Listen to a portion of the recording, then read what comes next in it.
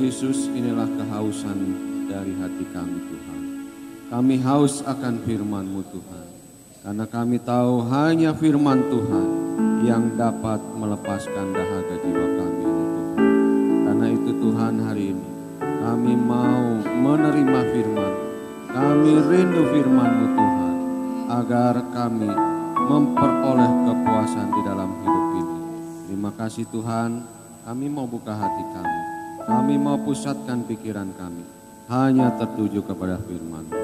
Tuhan, berbicaralah melalui lidah hamba-Mu ini, dan biarlah kami semua yang mendengarkannya boleh menerima pembaharuan hidup melalui firman-Mu.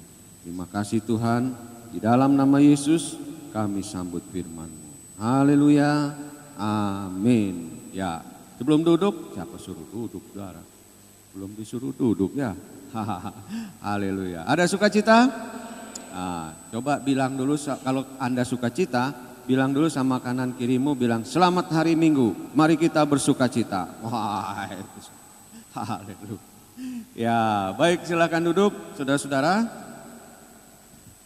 Tentunya kita bersukacita karena dengar bahwa atau kita memasuki bulan Desember, saudara. Dan kalau dengar kata Desember, apa yang saudara pikirkan? Wah, Natal ya. Karena semuanya happy, semuanya senang. Apalagi anak-anak kecil tuh. Wih, happy dia karena masuk bulan Desember. Nah, saudara-saudara, kita akan bicara soal Natal ya, karena ini bulan Desember. Baik, Natal adalah kata Latin, ya, berasal dari kata Latin yang berarti kelahiran ya. Karena itu kalau di rumah sakit saudara-saudara ada istilah apa? Prenatal gitu ya. Dan ada juga prenatal itu apa? Sebelum ya, sebelum lahir. Jadi ada apa namanya? Ibu-ibu yang dilatih ya, dilatih bagaimana menjaga kesehatannya pada waktu hamil. Nah, itu prenatal. Lalu ada yang namanya antenatal. Jadi setelah lahir, kelahiran, Natal ya. Nah, jadi kata Natal itu selalu dipakai dalam artian kelahiran ya. Dan ada istimewa saudara, ini kata-kata Natal ini ya, Natal. Hanya dipakai untuk kelahiran siapa saudara? Yesus Kristus, Isa Al-Masih itu ya. Jadi saudara-saudara, kalau kita dengan Natal, gak ada orang lain yang pakai istilah Natal itu untuk memperingati hari kelahirannya kecuali Tuhan Yesus Kristus. Nah, karena itu saudara-saudara, itulah bukti sejarah yang tidak bisa dihilangkan, bukti sejarah yang nyata bahwa Yesus Kristus memang betul-betul lahir di dunia ini. Amin.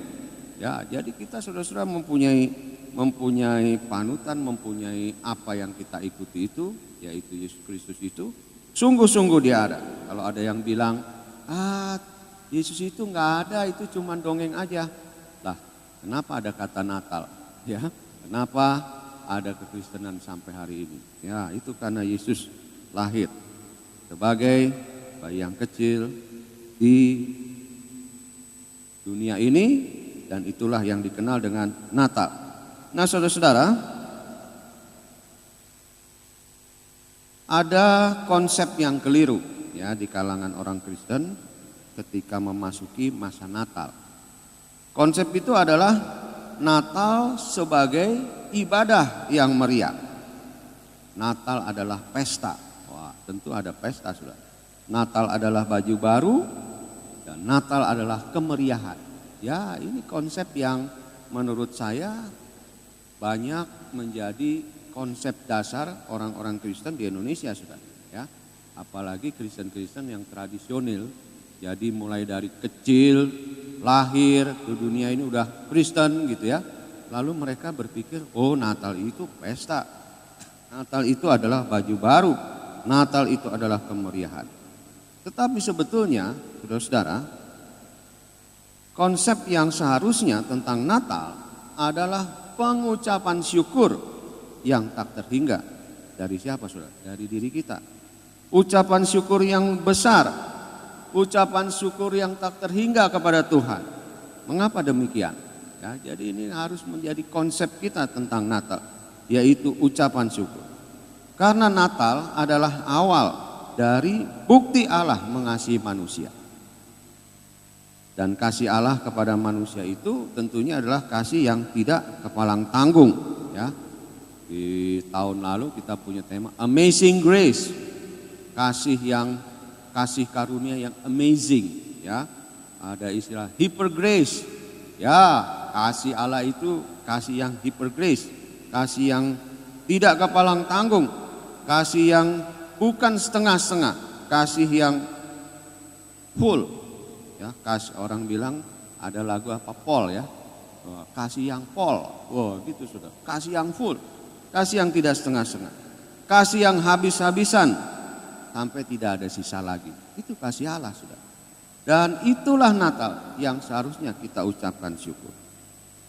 Kasih Allah kepada manusia itu sudah dinyatakan dalam ayatnya yang sangat terkenal, yang seharusnya kita hafal, ya, Yohanes 3 ayat 16. Hafal enggak ini sudah? Ya, coba ya kita ucapkan ya, Yohanes 3 ayat 16, jangan ditampilkan, kita kan udah hafal ini.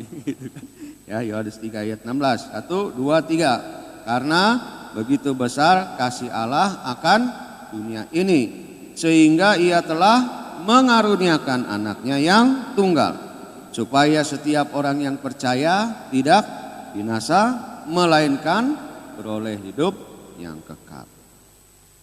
Itu kasih Allah sudah. Itulah sebetulnya titik awal dari Natal itu, ya. Betapa besarnya kasih Allah akan dunia ini. Siapa yang dikasih Allah, saudara? Siapa yang merasa dikasih Allah? Wah, saudara, kita semua dikasih Allah ya. Kita dikasihi oleh Allah yang maha besar itu. Dan banyak orang berpikir, ya yang dikasihi Allah itu hanya manusia. Tetapi ternyata kalau kita baca ayat itu, apa bunyinya, saudara? Karena begitu besar kasih Allah akan dunia ini. Siapa yang ada di dunia ini, saudara? Apakah hanya manusia aja? Ya, ternyata tidak, saudara. Di dunia ini ada hewan, ada alam, ada pohon, tumbuhan dan sebagainya, saudara. Kasih Allah itu akan dunia ini, ya bukan berarti hanya untuk manusia saja, saudara. Allah mengasihi burung elang, saudara. Ya, Allah mengasihi ikan paus yang ada di lautan. Allah mengasihi tumbuhan. Allah mengasihi segala yang telah Ia ciptakan. Ya, tapi sudah sesama ciptaan saling melenyapkan, gitu ya. Manusia memburu ikan paus sampai hampir punah. Manusia membakar hutan sampai orang hutan pun ikut sesak napas, sudah, gitu kan? Ya, kita nggak tahu nih habis kebakaran hutan di Sumatera dan di Kalimantan, berapa populasi orang hutan sekarang? Jangan-jangan saudara-saudara, ya, wah ini tinggal sedikit aja ini. Itu kan saudara tua kita ya, ya bukan lain spesies, ya. Ya. Tetapi seharusnya kalau Allah mengasihi dunia ini, maka kita pun harus mengasihi isi dunia ini, ya kan? Memelihara lingkungan, menjaga supaya yang tinggal sedikit itu jangan sampai punah, saudara. Tapi kita lihat ya, ini akibat dosa, saudara, akibat dosa, ya. Akibat dosa maka semuanya menjadi kacau.